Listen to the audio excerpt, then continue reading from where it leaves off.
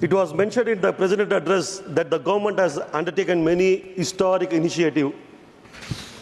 Sir, though I am sitting in opposition, I agree this government is making historic initiative. For being an opposition MP, it doesn't mean that I have to oppose everything done by the government. Sir, now I explain how this government is making history. Sir, before 2,300 years, Alexander the Great came to India and he had a battle with the then ruler, Peralai Purushothaman. The war went on months. Usually, wherever Alexander goes, he gets victory in a few days or a week time. But it was a very tough battle for him. At last, he got a victory. Porus made to stand in front of Alexander.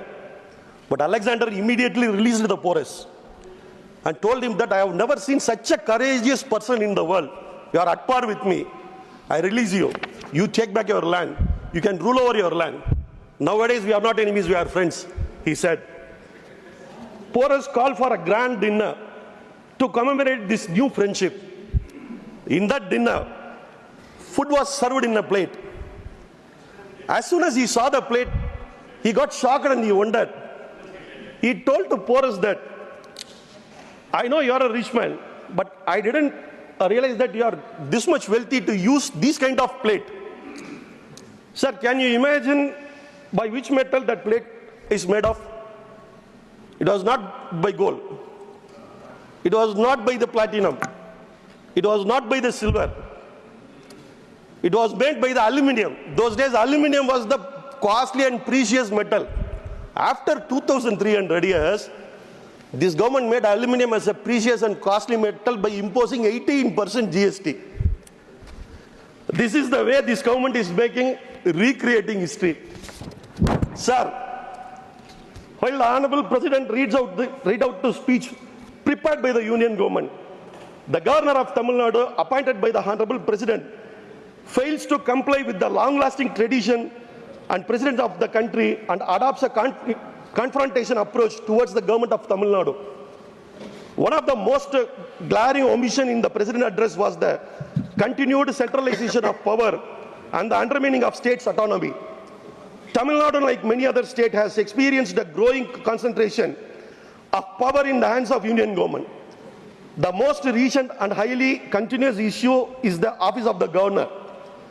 Over the years, we have seen the governor, an office that is supposed to be apolitical and neutral, become a tool of political interference from the center. The President's address completely failed to address this issue. Yes.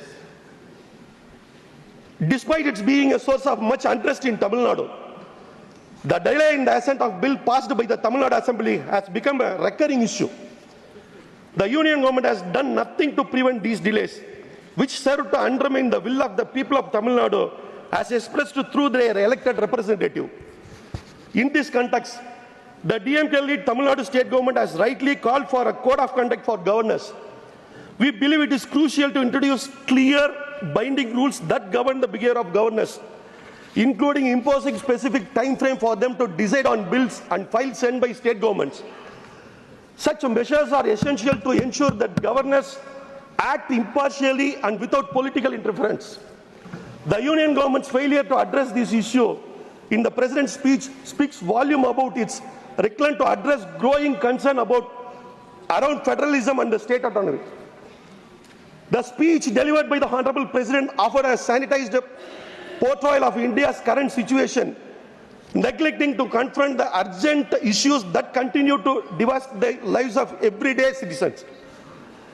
Key government failures were notably absent, such as the ongoing crisis in Manipur, which has resulted in significant loss of life and disruption in the strategically important region. Additionally, the repeated scandals involved exam leak, which have eroded public confidence in the recruiting system, were ignored. Meanwhile, inflation is placing considerable pressure on the financial well-being of the general population. The depreciation of Indian rupee stands as a clear sign of government's inability to stabilize the economy. Sir, I remember the present minister of this ruling party present ministers who are all sitting here in this ruling party, jumping up and down when the dollar was around 50 rupees. Today, the dollar is fastly approaching rupees 100. And yeah. They are sitting here only. And the present finance minister says the dollar is strengthening and the rupee is not getting weaker, while the conveniently failing to strengthen the Indian rupee. Despite these troubling signs, the president's speech painted an overly optimistic picture, highlighting economic reliances and growth without addressing the deeper structure issues that continue to leave the common citizens struggling. The speech also failed to acknowledge critical concerns such as corporate favorism, environmental harm, and escalating social unrest. Loan waivers to major corporates totaling around 14 lakh crore between 2015 and 2025 have not translated into meaningful job creation or infrastructure projects. The President address overlooked several critical issues, including the farmers' demand for legal guarantee of minimum support price.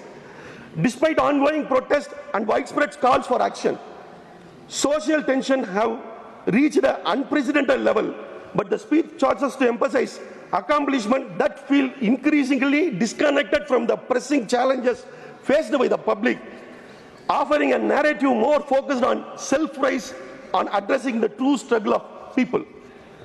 The speech, which highlighted the union government's so-called achievements, failed to truly reflect the ground realities faced by the states like Tamil Nadu.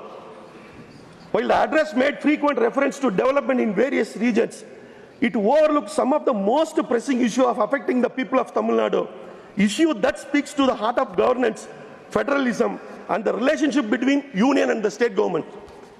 As a member of parliament representing Tamil Nadu, it is my responsibility to bring the forefront the problems that directly impact the state which I belong to, and the issues that have been ignored or downplayed by the union government in the president's speech. Tamil Nadu has always been a state that values its autonomy and has fearlessly upheld the principles of federalism. The state has historically played a critical role in social, political, and economic progress of India. However, over the last few years, the union government has systematically eroded the very foundation of cooperative federalism, undermining the autonomy of states like Tamil Nadu and disregarding the will of people who elected their state government. The government's speech has neglected to address the serious economic challenges that Tamil Nadu faces. Tamil Nadu is one of the largest contributors to the national GDP. Yet the state continues to treat it unfairly when it comes to resource allocation. Despite its significant contributions, Tamil Nadu received disproportionately low funding for critical areas such as infrastructure development, education, healthcare, and welfare schemes. This disparity in the resource allocation has a long-term consequence of people of Tamil Nadu, sir. Take for example, the state infrastructure projects. Tamil Nadu is home to some of the busiest ports and cities in the country, and yet the funding for vital infrastructure projects has been slow and inadequate. Chennai Port, one of the largest port in India, oldest port in India, continue to face delay in expansion project, affecting not just Tamil Nadu, but also the national trade. Not only Tamil Nadu, for national trade also.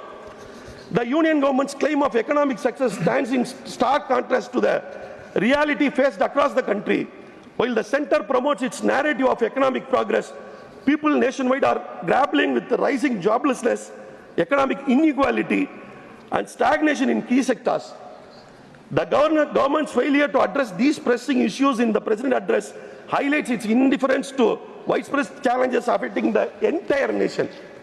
Sir, the union government has failed the people of Tamil Nadu in the education sector in several key areas.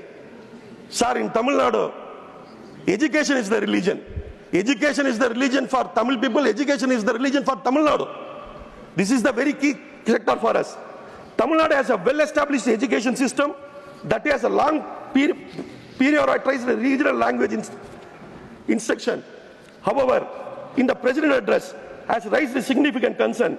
The policy mandates Hindi as a compulsory subject, a move that has been widely rejected in Tamil Nadu. The state has always championed the right to preserve and promote its own language, and the imposition of Hindi in schools is seen as an infringement on Tamil culture and heritage. The President address overlooks this strong opposition and the border issue of educational autonomy. Additionally, the Union government's decision to withhold funds from PM Shri schools under Service Shikha Abhiyan in Tamil Nadu further exemplifies its negligence. This decision is not just a bureaucratic matter, sir.